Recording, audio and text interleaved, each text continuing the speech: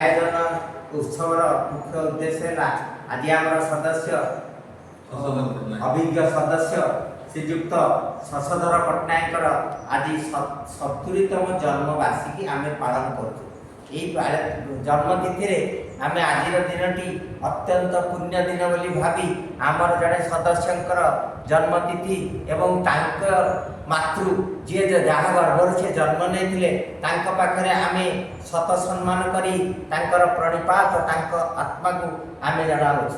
एवं तांकर सुयोग्य पुत्र हिसाब रे से जड़े निजकू सैनिक हिसाब रे सेवा दे आज पर्यंत से सेवा को समाजर सेवारे नियोजित करिथिबारु आमे अत्यंत गर्वित। एपरि जड़े व्यक्तित्व अति विरल यह आम पई गर्व गौरव तथा देश पई अत्यंत उच्चकोटीर सम्मानर प्रश्न एवं प्रत्येकटी से शशधर पट्टनायक बाबू आज एठारे उपस्थित खुशी आज एठारे उपस्थित होती एवं आम भारी खुशी लगुच ये आमर सब सैन्य माने स्वेच्छाकृत भावे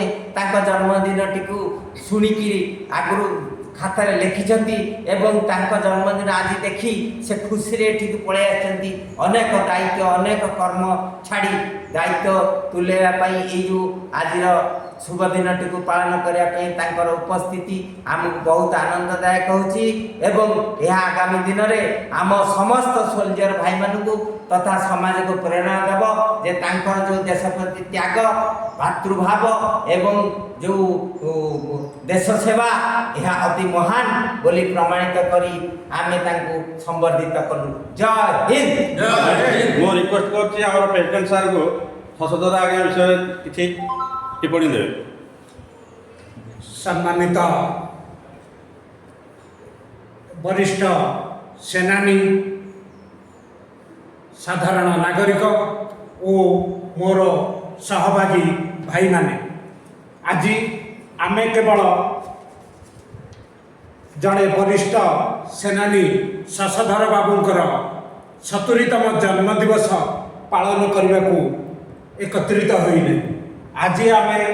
देश सेवा साहस और त्यागर जीवन को सम्मान करुछु। जो व्यक्ति को आज आम सम्मान करुछु से दिने भारतर पवित्र यूनि